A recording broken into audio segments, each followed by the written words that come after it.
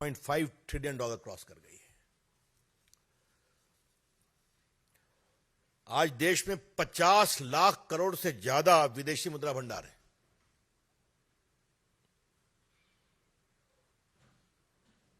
और एक संख्या हम खाली बताएंगे, एक्सपोर्ट कितना बढ़ा है।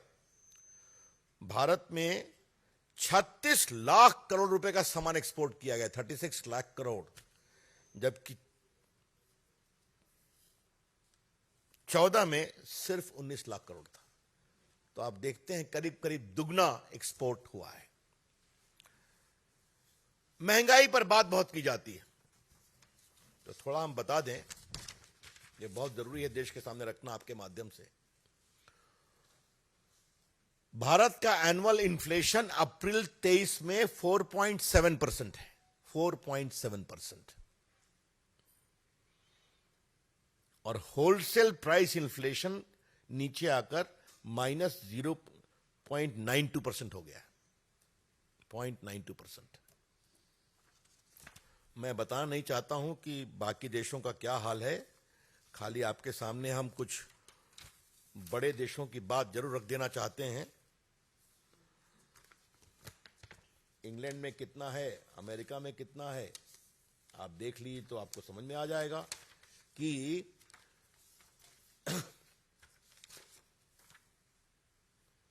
यूएस में 8.9, ऑस्ट्रेलिया 8.5, फ्रांस 17.5, स्वीडन 21.2, जर्मनी 23.5। हम कोई ऐसी बात नहीं करना चाहते हैं कि भारत लगभग 4.7% है, यूक्रेन की समस्या है, ग्लोबल सप्लाई चेन डिसलोकेटेड है, तो दुनिया भी उससे परेशान है। लेकिन हमने अपनी इकोनॉमी कैसे मैनेज की, दुनिया की टॉप 5 इकोनॉमी, और मैंने इसकी बात की। एग्रीकल्चर में तो बहुत चर्चा हुई है, एक इतनी झूठ बात कही है कि एमएसपी पे क्या कर रहे हैं। तो आज हम रिकॉर्ड स्पष्ट करना चाहते हैं कि धान का एमएसपी 14-15 में 1360 रुपए पर क्विंटल था, आज वो 2040 रुपए पर क्विंटल है, 100% राइज हुआ है। उसके बाद पैडी ग्रेड ए 1400 रुपये था 14-15 में, आज वो 2060 रुपये पर क्विंटल है। ज्वार 1530 था, आज 2970 रुपये। और बाकी बाजरा 14-15 में 1250 रुपये था, आज वो बढ़कर 22-23 में 2350 है। ये पूरी सूची है हमारे पास। तुर दाल अरहर 4350 था 14-15 में, आज 6600 है। तो एक बार कांग्रेस पार्टी रिकॉर्ड तो देख लिया करे, डेटा ठीक रखा करें आरोप लगाने के पहले कि कितना एमएसपी हम लोगों ने बढ़ाया है, ये हम आपसे कहना चाहते हैं। जो कांग्रेस पार्टी ने करप्शन का भी सवाल उठाया है, तो उस पर तो काफी बोलना पड़ेगा, उसको मैं बाद में आता हूं। एक जो बात कही कि भारत में मैन्युफैक्चरिंग कमजोर हो रहा है, तो जरा ये हम आपके सामने जरूर रखना चाहेंगे कि भारत में मैन्युफैक्चरिंग का क्या हाल है। 16,000 करोड़ का डिफेंस एक्सपोर्ट हो रहा है कि नहीं। और एक विषय जिससे थोड़ा मेरा जुड़ाव रहा है उस विभाग के मंत्री के रूप में, आज भारत मोबाइल मैन्युफैक्चरिंग में दुनिया का 2nd बिगेस्ट मैन्युफैक्चरर बना है। और आपको जानकर खुशी होगी कि 22-23 में $11 बिलियन यानी 90,000 करोड़ का मोबाइल एक्सपोर्ट किया गया है। इसमें 4-5 लाख लोगों को नौकरी मिली है। प्रोडक्शन लिंक इंसेंटिव होने के बाद ये आगे बढ़ा, जिसमें 70% महिलाएं काम करती हैं। 70%। फोन की निटिंग में उनकी बहुत बड़ी भूमिका होती है। और ये एक सोची समझी रणनीति थी कि भारत को थाईलैंड, वियतनाम और चाइना की तुलना में कॉस्ट कम करना था, इसीलिए पीएलआई स्कीम आया। और आज देखिए भारत कहां से कहां पहुंच गया। अभी टिम कुक आए थे ना, एप्पल कंपनी के मालिक, उन्होंने क्या कहा, India is a digital great growing market for us. तो जो भारत में एक्सपोर्ट बढ़ा है, तो आपको जानकर एक संख्या खाली मैं बता दूं, 2014 में भारत के 78% मोबाइल बाहर से आते थे, 78%।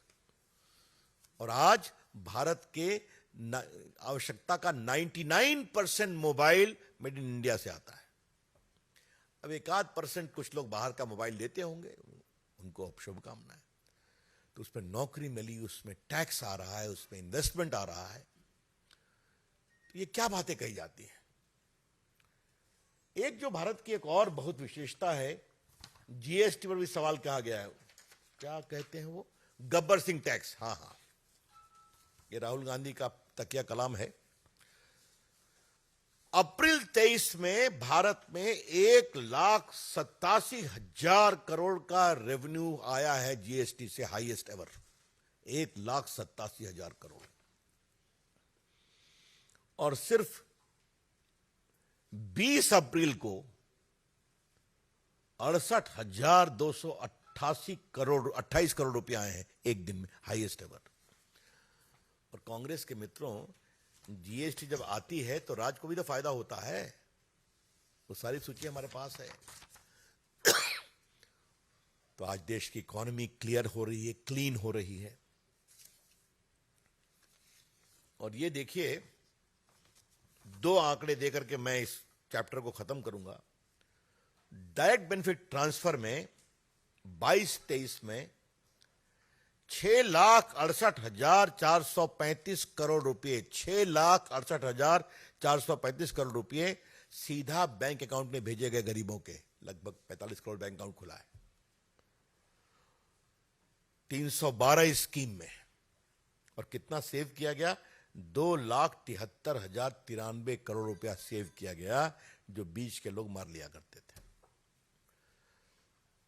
और दूसरा, फिनटेक मूवमेंट में आपको जानकर मुझे खुशी होगी, बताते हुए कि भारत का जो फिनटेक मार्केट है वो दुनिया का सबसे बड़ा है, वन ऑफ द बिगेस्ट है। $50 बिलियन 21 में था और 25 तक बढ़ के $150 बिलियन हो जाएगा। और डिजिटल पेमेंट भारत में $10 बिलियन का है। तो क्या डिजिटल इंडिया, क्या डिजिटल पेमेंट, क्या जीएसटी, क्या मोबाइल मैन्युफैक्चरिंग, क्या किसानों की। अब जहां तक नौकरी का सवाल है, मुझे एक बात कहनी है। आपको मालूम है 4.5 करोड़ रुपया तो एम्प्लॉय प्रोविडेंट फंड से आता है, उसका एक रिकॉर्ड है जो फॉर्मल लोग हैं। नरेंद्र मोदी की सरकार में 98,000 किलोमीटर नेशनल हाईवे बना है। तो नेशनल हाईवे बनता है तो लोगों को अवसर रोजगार का मिलता है कि नहीं। भारत स्टार्टअप इंडिया में दुनिया में कहां से कहां 1 लाख स्टार्टअप हैं, उसमें 100 से अधिक यूनिकॉर्न है। यूनिकॉर्न का मतलब क्या होता है, $1 बिलियन उनका रेवेन्यू, 7,000 करोड़। उसमें कितनों को नौकरी मिल रही है। मैंने मोबाइल की बात आपको बताई, इलेक्ट्रॉनिक की बात मैंने बताई आपको।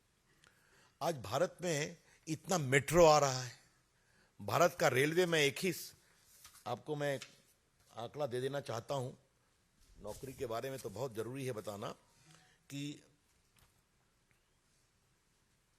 रेलवे का विद्युतीकरण 13-14 में सिर्फ 33% था, आज वो 90% 22-23 में हो गया है। तो लोगों को नौकरी मिल रही है कि नहीं, जब बिजली बढ़ाने का काम अधिक तेजी से हो रहा है। डिजिटल दबदबा मैंने आपको बता ही दिया कि डिजिटल दुनिया में भारत का दबदबा क्या है। Cheapest internet in the world ये भारत में है, जिसका आप लोग भी सदुपयोग करते हैं फटाफट। भारत की व्हाट्सएप इंडस्ट्री बहुत तेज बढ़ रही है, आप लोग भी सब कुछ आजकल तो आपकी पूरी रिपोर्टिंग मोबाइल पे ही आती है। आपका अभिनंदन है, खुशी होती है। पूर्व संचार मंत्री के रूप में थोड़ा इसका मेरी भूमिका रही है, तो मुझे एक व्यक्तिगत संतोष भी मिलता है। तो ये जो पूरी स्थिति है, सड़कें हैं, हाँ मैं तो बताना ही भूल गया, कितना एयरपोर्ट बना है आपको मालूम है ना, कि आज एयरपोर्ट की संख्या कहां से कहां पहुंच गई है। मैं वो भी आपको संख्या दे देता हूं। एयरपोर्ट जो है, कितना 74 न्यू एयरपोर्ट बने हैं।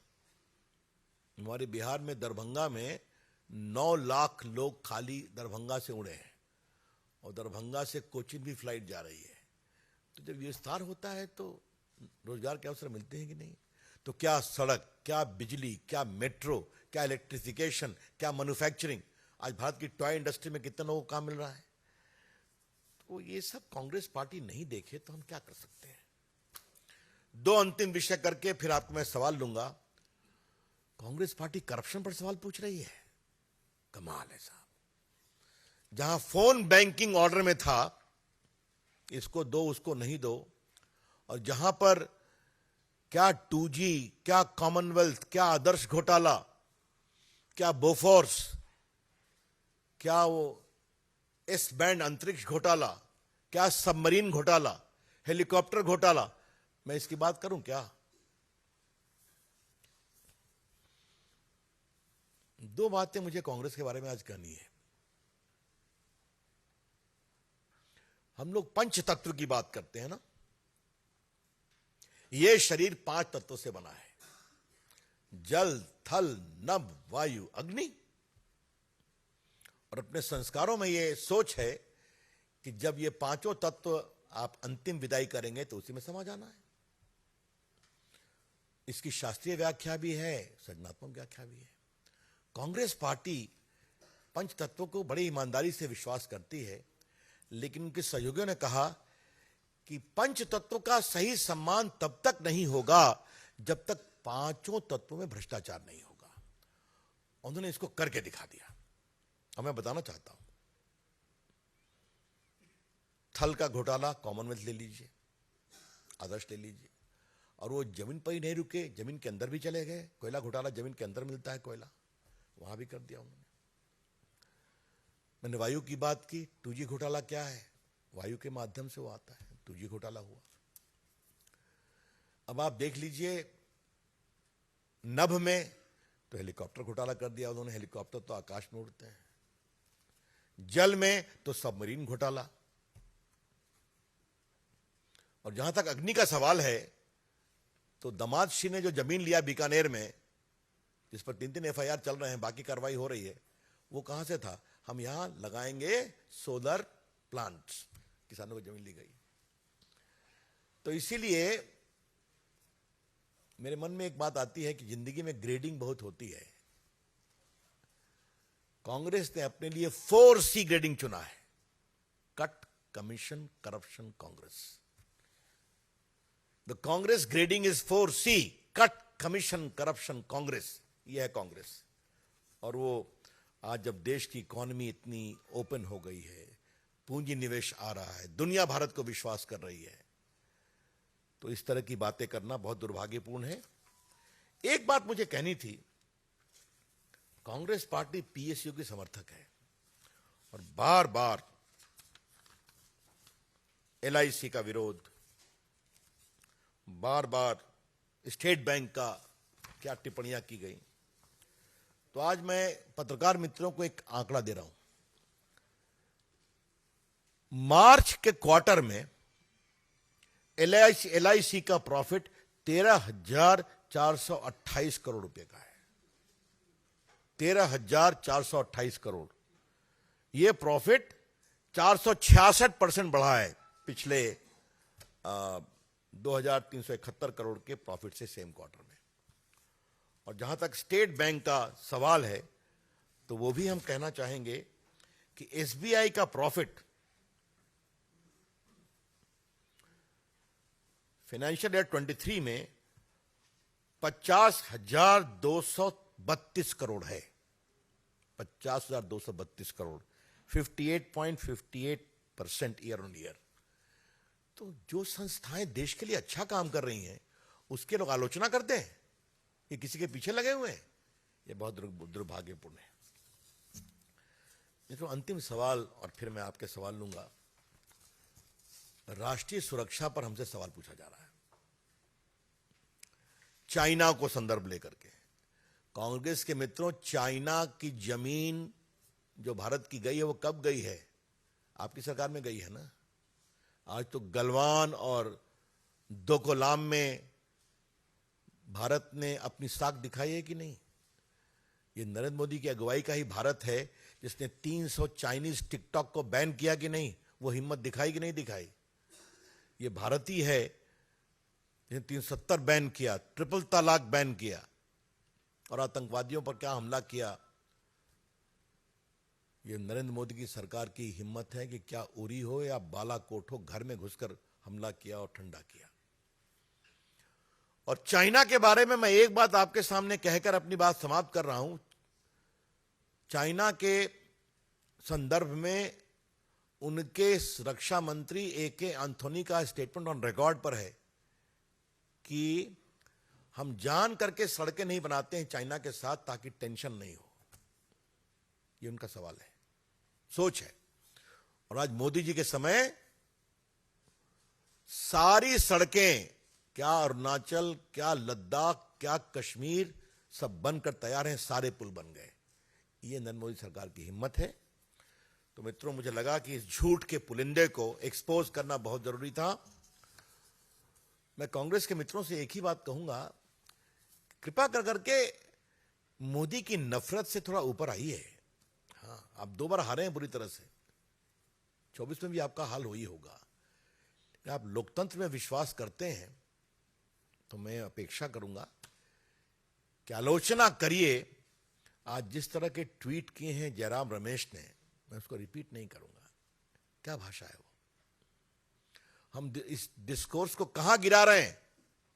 प्रधानमंत्री के खिलाफ मैं बहुत भर्त्सना करता हूं उस ट्वीट की।